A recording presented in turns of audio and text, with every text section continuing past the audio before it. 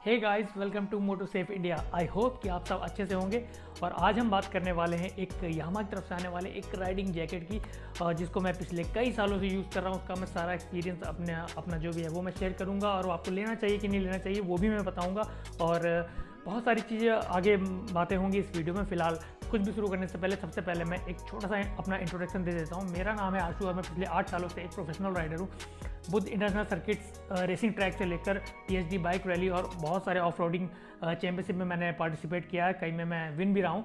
तो अपना जो मेरा जो एक्सपीरियंस है वो मैं शेयर करता हूँ उन लोगों के लिए कि जो अभी नए जिन्होंने राइडिंग स्टार्ट किया है।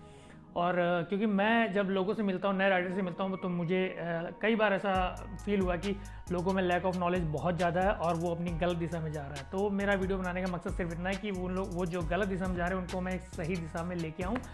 तो राइडिंग से रिलेटेड, बाइक से रिलेटेड और bike riding, bike safety, protection, हर एक चीज़ों के बारे में हम बात करेंगे इस वीडियो में। फिलहाल अभी ज़्यादा टाइम वेस्ट नहीं करते हैं, आते हैं अपने मेन मुद्दे पे। तो सबसे पहले मैं दिखाता हूँ आपको ये राइडिंग जैकेट, जो कि मैं पिछले क्या, अब तो बहुत टाइम हो चुका है मुझे, बट ये स्टार्टिंग मैंने जो सबसे पहले मैंने राइडिंग जब स्टार्ट की थी तो ये मेरा फर्स्ट जैकेट था जो मैंने परचेज़ किया था।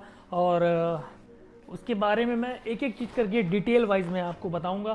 फिलहाल इसका एक लुक दिखाने के लिए पहले मुझे इसका चेन एक बार बंद करना पड़ेगा ताकि आप अच्छे से देख पाओ।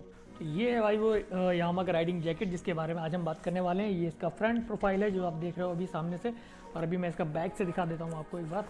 बैक लुक इसका कुछ ये आता है। अभी ये थोड़ा सा पुराना हो चुका है, लगभग इसको काफ़ी साल हो चुके हैं, 5 साल हो रहा होगा ऑलमोस्ट। तो इसका जो ये रिफ्लेक्टर्स वगैरह हैं वो थोड़े थोड़े भी फेड हो चुके हैं और कुछ तो निकल भी चुके हैं। तो इससे आपको अंदाज़ा लग जाएगा कि कितना पुराना और कितना मैं इसको यूज़ कर चुका हूँ।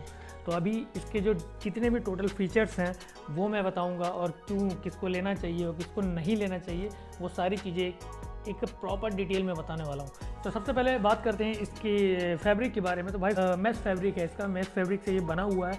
और इसमें आप सबसे ज़्यादा जो यूज़ किया गया है वो ये नेट फैब्रिक है जो आप देख रहे हो यहाँ पे। तो ये गर्मियों में आपके बहुत ज़्यादा काम आएगा, क्योंकि एयर इनटेक बहुत अच्छा खासा होता है इसमें।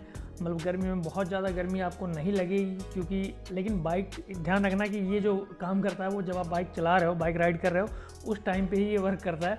अगर पहन के आप खड़े तो आपको गर्मी भाई बहुत कायदे लगने वाली है, जो मेरा एक्सपीरियंस है। बाइक चलाते टाइम आपको बिल्कुल भी गर्मी फील नहीं होगी। बट आप इसका जो विंटर लाइनर आप निकाल के उसको अगर निकाल देते हो उसको, उसके बाद अगर बाइक राइड कर रहे हो गर्मी में, ऑब्वियस सी बात है कि सब लोग विंटर लाइनर निकाल ही देते हैं। तो इसका जो आप देख रहे हो ना, पूरा आगे फ्रंट से आप देखोगे तो पूरे में एयर इनटेक के लिए बहुत सारा स्पेस दिया गया है, यहाँ से, तो इतनी गर्मी आपको नहीं लगेगी। और बैक साइड में भी आप देखोगे तो इसमें भी आपको फैब्रिक जो है, नेट फैब्रिक ये मिलने, ये जो आप देख रहे हो ये भी पूरा नेट है। तो आपको एयर इनटेक, एयर पास होने के बहुत सारा इसमें स्पेस है। कि सबसे पहले जो सबसे इसका मेन जो चीज़ है जो लोग जानना चाहते हैं सेफ्टी को लेके, तो भाई लेवल 1 प्रोटेक्टर्स आते हैं इसमें। जो मैंने पिछली वाली वीडियो में दिखाया था लेवल 1 का, वो प्रोटेक्टर अभी मेरे पास पड़ा है, दिखाता हूँ। ये है लेवल 1 प्रोटेक्टर जो इसी जैकेट का है, जो मैंने कल भी दिखाया था वीडियो में।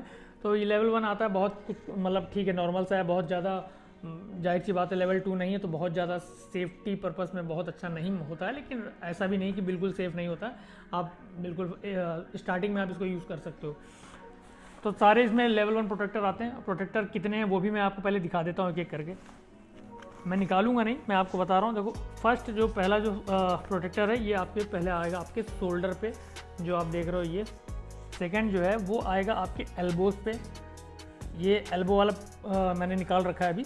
तो ये एल्बो में है दोनों साइड। और थर्ड जो है वो आता है आपका पैडिंग। ये बैक साइड में इसकी पैडिंग है, बहुत अच्छी भी नहीं है, बहुत ख़राब भी नहीं है। मतलब ये है कि आपको बहुत हद तक ये बचाएगा, क्योंकि लेवल 1 है तो लेवल 1 की सेफ्टी थोड़ी सी कम होती है, ये सभी को पता है। पिछले वाले वीडियो में मैंने इसको क्लियर भी किया था। तो ऐसा नहीं कि बिल्कुल काम नहीं करता, बहुत अच्छे से काम करता है। दूसरी चीज़ इस जैकेट में क्या है, देखो जैकेट में सबसे ज़रूरी चीज़ है जो कुछ जो मतलब होनी ही चाहिए। जैसे एक इसमें जो रिफ्लेक्टर्स हैं आप देख रहे हो, इस जैकेट में रिफ्लेक्टर्स बहुत ज़्यादा है। ये देखो, आप जिधर भी देखोगे ना रिफ्लेक्टर्स, ये पूरा रिफ्लेक्टर है, ये रिफ्लेक्टर है, ये जो यामाहा बैजिंग ये भी पूरा रिफ्लेक्टर है। और साइड में आप देखो ये यामाहा ल्यूब का जो बैजिंग है, इसमें भी आपको रिफ्लेक्टर मिलेगा, लोगो भी रिफ्लेक्टर है। और ये जो एरिया देख रहे हो इसमें यामाहा और ये जो भी लिखा है, ये सारी चीज़ें रिफ्लेक्टर है। तो आप जब इसको रात में लेके निकलते हो तो ये पूरा जैकेट अच्छे से बहुत बहुत विजिबिलिटी इसके साथ आपको ग्लो करता है। आपको लगेगा, ऐसा लगेगा कि लाइट जल रही है। और चेन इसमें पॉकेट्स भी आ जाती हैं, ठीक ठाक पॉकेट्स हैं। आप देखोगे तो एक पॉकेट इसके ये साइड में है, एक इधर साइड में, 2 और एक ये फ्रंट पे है, तो 3 पॉकेट आपको मिलती है। तो आप थोड़ा बहुत सामान मोबाइल या फ़ोन से या कुछ ऐसा रख सकते हो। मैं भी राइड के टाइम पे इस पर कैमरा या फ़ोन में रख लेता था। वाटरप्रूफ नहीं है, वाटरप्रूफ अगर बारिश हो रही तो आपको ऊपर से रेल लाइनर डालना होगा, लेकिन अगर वैसे छोटा मोटा सामान आपको कैरी करना तो आप जेब पॉकेट में इसके रख सकते हो। और तीसरी जो सबसे जैकेट्स में आता है, जो आजकल कुछ जैकेट में नहीं भी आता है मैंने देखा है, बट इस जैकेट में देखो ये एडजस्टेबल चिप्स लगी हुई हैं, ताकि आप इसकी जब आप इसको पहनोगे तो अपने हिसाब से इसका जो स्लीव्स हैं इसको आप एडजस्ट कर पाओगे। जो भी आपको लगता है, मतलब आपको लगता है टाइट करने की ज़रूरत है तो आप इसको टाइट कर सकते हो, या अगर आपको लगता है ये लूज़ करने की ज़रूरत है तो लूज़ कर सकते हो। और एक चीज़ और मैं बता दूं, ये बहुत इंपॉर्टेंट पार्ट है। अगर आपको लग रहा हो कि बहुत बेसिक नहीं, ये बहुत इंपॉर्टेंट पार्ट है कि जब आप बाइक राइड, जब इसको आप पहनते हो तो अगर ये जो स्लीव्स हैं अगर ये बहुत ज़्यादा टाइट हैं तो आप बहुत अनकंफर्टेबल रहोगे बाइक राइड के दौरान। तो इसीलिए इसको एडजस्ट करना बहुत इंपॉर्टेंट है। आप अपने हिसाब से इसको एडजस्ट करो कि आप, और जब एडजस्ट करो तो आप थोड़ा सा बाइक पे बैठ के मूव करके भी देखो कि मूव करने में या थोड़ा सा घूमने में आपको कोई प्रॉब्लम तो नहीं हो रही है, क्योंकि ये बहुत इंपॉर्टेंट चीज़ है। लोग ध्यान नहीं देते इस बात पे, लेकिन ध्यान देना चाहिए, क्योंकि अगर आप जब अगर आपने राइडिंग जैकेट आपने पहन रखा, आप कहीं पे बाइक मोड़ रहे हो या कुछ कर रहे हो, तो आप जब भी बाइक मोड़ोगे तो आप अनकंफर्टेबल हो जाओगे, थोड़ा सा ये इस पर स्ट्रेच आने लग जाएगा। तो वो चीज़ नहीं होना चाहिए। इस हिसाब से ये आपको अपने हिसाब से एडजस्ट करने की ज़रूरत है। वो आप जब करोगे तब आपको पता चलेगा कि हमारे लिए कौन सा साइज़ सही है, ठीक है। और दूसरी चीज़, इसमें फ्रंट पे भी स्लीव्स में देखो यहाँ पर भी इसमें चेन दे रखी है, तो ये भी आप अपने हिसाब से कर सकते हो। जैसे मैं कभी कभी इसको खोल भी देता हूँ, इस चेन को ओपन करके ही चलाता हूँ, कभी कभी मैं इसको टाइट करता हूँ। वैसे मेरा जो रिकमेंडेशन है वो भाई इसको हमेशा आप बंद करके रखो जब आप चलाओ, तो ये थोड़ा सा यहाँ पे नैरो हो जाता है, तो एक अच्छी ग्रिप बनती है राइडिंग जैकेट में। बाकी जो लोग वॉच पहनते हैं तो उनको थोड़ा सा दिक्कत होता है ये तो उनको थोड़ा बहुत खोलना पड़ता है। तो जैसे मैं वॉच पहनता हूँ वॉच, तो मैं थोड़ा सा इसको खोल लेता हूँ ताकि कोई मतलब यहाँ से टाइट ना हो हाथ। बाकी इस जैकेट के साथ आपको एक कॉलर पे भी आप देख रहे हो, ये कॉलर आप चेन बंद करने के बाद आप इसको आराम से इसको यहाँ से बंद कर सकते हो, तो ये लॉक हो जाएगा, ताकि आपको चलाने में या राइडिंग जैकेट का ये है ना कि जब आप चलाओ तो कहीं पे भी कोई एक्स्ट्रा पार्ट नहीं होना चाहिए। मतलब मुझे ऐसा लगता है खाली चेन अगर आपने बंद कर दिया और यहाँ पे कॉलर ओपन है तो वो भी आपको कहीं ना कहीं अनकंफर्टेबल करेगा। तो ये सारी चीज़ें नहीं होनी चाहिए। राइडिंग जैकेट में बहुत सारी चीज़ ध्यान दी गई हैं बनाते समय भी। और अब ये रहा आपका यामा का जो बैजिंग है ना भाई, ये यामा का जो लोगो इस पर लगा हुआ है, जब बाइक सामने से आती है, जब कोई आ रहा होता है इसको पहन के जैकेट को, तो ये जो लुक्स होते हैं ना दोनों स्लिप्स पे लगे हुए हैं, बहुत खूबसूरत लुक आता है इसका। एक्चुअली में लगता है कि यहाँ कोई राइडर आ रहा है, तो बहुत अच्छा है। मुझे तो पसंद था। अच्छा, मैंने जो मेरा जो लेने का रीज़न था इसको, कि मेरे पास यामा की ही बाइक थी, तो मेरे मन में एक था कि मुझे यामा का ही राइडिंग जैकेट पहनना है, तो मेरा जो लेने का पर्पज़ था वो ये है। लेकिन मुझे लगता है कि लुक्स को देख के आपको राइडिंग जैकेट नहीं लेना चाहिए। राइडिंग जैकेट लेने से पहले आप थोड़ा सा रिसर्च कर लो, आपको पता होना चाहिए कि हमारे लिए क्या सही है, हमारा बजट कितना है।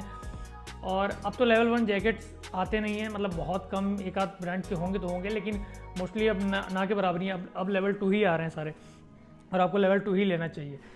और इसको मैं एक बार खोल के दिखा देता हूँ इस जैकेट को अंदर से, ताकि आपको बहुत अच्छे से समझ में आएगा।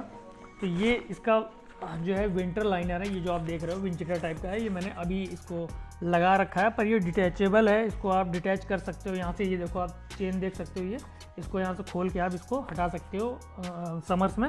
विंटर्स में आप इसको फिर लगा सकते हो, लेकिन बहुत ज़्यादा एक्सट्रीम कोल्ड वेदर में ये काम नहीं करने वाला, क्योंकि हम लोग इसको पहन के माना विलेज और बद्रीनाथ साइड हम लोग गए थे राइड के दौरान, तो वो इतना अच्छे से उसने वर्क किया नहीं, मतलब ठंड इतना नहीं रोक पा रहा, तो इसके अंदर हमें बहुत सारी चीज़ें पहननी पड़ गई थी। तो ये बात का ध्यान रखना कि अगर कोई बहुत ज़्यादा कोल्ड वेदर में जा रहे हो तो इनफ नहीं है, आपको अलग से कुछ चीज़ें डालनी पड़ेंगी।